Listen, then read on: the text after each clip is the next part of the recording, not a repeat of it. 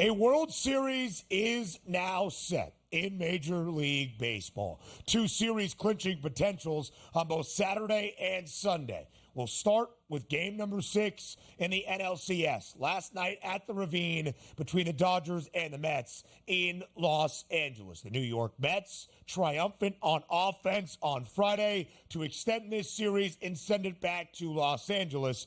But it was the Dodgers showing that dominance once again in everything that they can do at the dish. LA wins 10-5 in game number 6 to clinch that ticket to a World Series, the 4th National League pennant for the Dodgers in their last 12 years where they have made the postseason all 12 seasons. Shohei Ohtani, an RBI, Mookie Betts, a couple of RBIs. But Donnie, the story of the NLCS might have been Tommy Edman at the dish. He had 4 RBIs yesterday and a 2-run shot to really extend the Dodgers' lead early. LA triumphant in game number 6. Getting to Sean Manaea, the Dodgers win 10-5 to earn that berth in the 2024 World Series.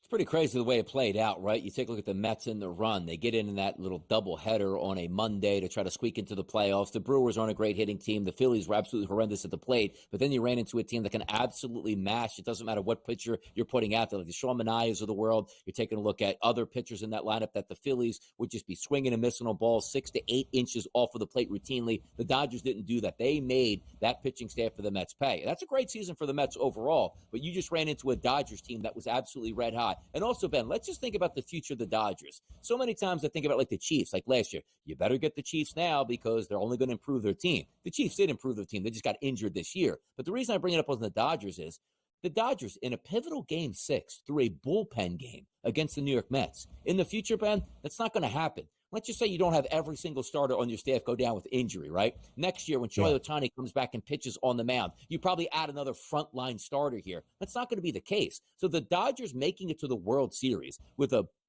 it's unfair to say a below average starting pitching staff, but quite frankly, in Major League Baseball, the way it played out, it really isn't good. But the fact that they're able to get to the series with basically a bullpen pitching their games and being dominant, I don't have any words for it.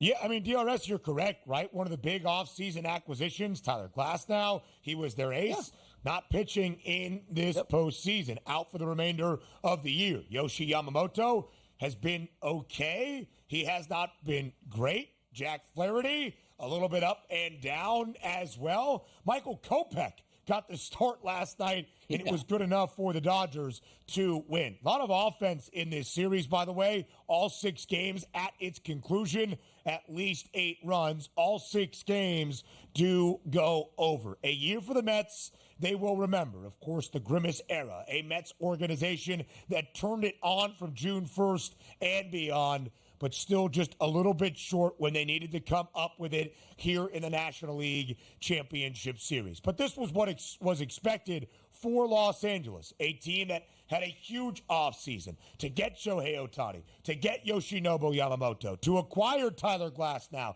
to get Teoscar Hernandez, only to have Tommy Edman, a trade deadline acquisition, win National League Championship Series MVP. We'll show you that in just a moment. But DRS, before we get to how this World Series is going to look, let's get to how it came together. The Yankees in game number 5 in Cleveland on Saturday night. Send it to extras. Giancarlo Stanton answers with a 2-run shot after the Yanks trailed 2-0 for a majority of the game. So then we go to the 10th inning. Juan Soto, an absolute 3-run blast for the Pinstripes in the 10th.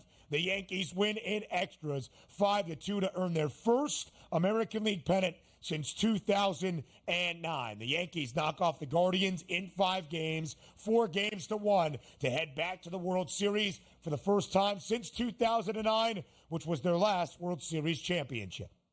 And on both sides, right? National League and American League. Talent did rise to the occasion here with the Dodgers over the Mets, and talent did rise to the occasion with the New York Yankees over the Cleveland Guardians. That was supposed to happen here. And you do lean on some of your better players. Gleyber Torres was very good so far in the playoff run, hitting .297. You take a look at Juan Soto, .333. And amazing, like Aaron Judge at .161, and you're still dispatching of teams in the ALCS in a 4-1 fashion without your MVP performing here. That's incredible. Now, yes, he did have some important swings here. Did it equate to victories? Not necessarily. necessarily because of that crazy game that the Cleveland Guardians won, which was their only win of the series. I thought the Yankees would get here. The Yankees are equipped enough to beat the Los Angeles Dodgers, but I think as baseball fans, I'm a Phillies fan, right? A Mets fan's probably upset this morning that their team got knocked out, but baseball is such a big win here. All you ask for, East Coast Monster City, West Coast Monster City, the biggest of biggest Titan superstars on both sides here, two mammoth fan bases. The entire country can buy into this one. It's going to be great to watch it play out.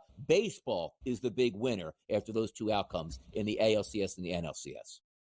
I mean, no doubt about it, DRS. These are two of the iconic brands in baseball, two of the most storied franchises in all of sports. And again, when you talk about how these series came to a head and what has been happening in this postseason for the Yanks, offensively, it hasn't been Aaron Judge. Juan Soto pretty good in the ALCS, has gotten on base a ton, but it's really been Giancarlo Stanton as that offensive driver for this Pinstripes club. He has been great in his postseason history in delivering once again on Saturday night. He won ALCS MVP. Not overly shocking. 8-1 was his price behind Judge and Soto and J-Ram, Jose Ramirez for Cleveland. 4 home runs in the ALCS in huge spots each and every time. 7 RBIs. Tommy Edman was 100-1.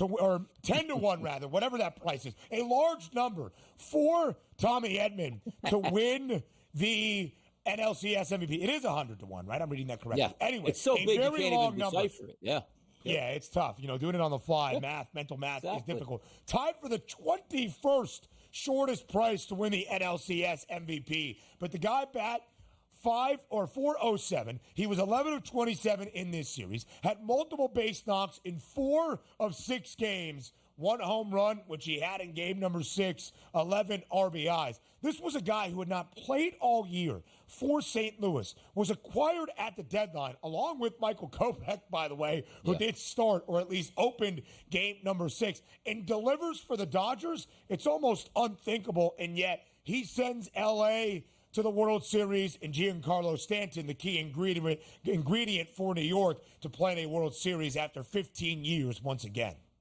It's unbelievable. It really is. And you see some of these times we have these great stories late where we're talking about not a season like, hey, you're going to grade you on 162. You get graded on these MVPs based on 5, 6, or 7 games, however fast you clinch that series here. And Tommy Edman. And it wasn't as if Ben's like, hey, man, he was awesome out of the 8-hole. He backed cleanup last night. 2 for 5 last night, 4 RBI, including a home run. Man, stories just write themselves at this point, and we're setting up for a big-time World Series. Can Edman continue? Is he going to back cleanup in the World Series? It's just a wild story that you never could have told me. And you're right, 10-1, 101, 1,001. That price is so big, like, did he even have odds to start the series would have been a better question. I mean, shout out to our producer extraordinaire, Joe Frizo, for even tracking that number. I'm surprised it was even listed. So, it's the Yankees and the Dodgers in the World Series for the 12th time ever, the first since 1981 between these storied and iconic franchises. Of course, they met a ton back in the day. The Yanks have won 8 World Series against the Dodgers in the 11 previous meetings. But it's the Dodgers favored to win this World Series. Minus 128 is the outright price. Game number 1 at Chavez Ravine in downtown L.A. on Friday night. The Dodgers a game 1 favorite at minus 130. It's great, and I can't wait to watch it play out. A Friday night is the perfect start for the series. Let the tension build between the two cities here. I think we're expected to have a nice long – I don't expect this to be closed out in 5, which means we'll get a great World Series of betting and fun to recap it and certainly preview it, no doubt about it. Minus 200 to the over of 5.5 total games.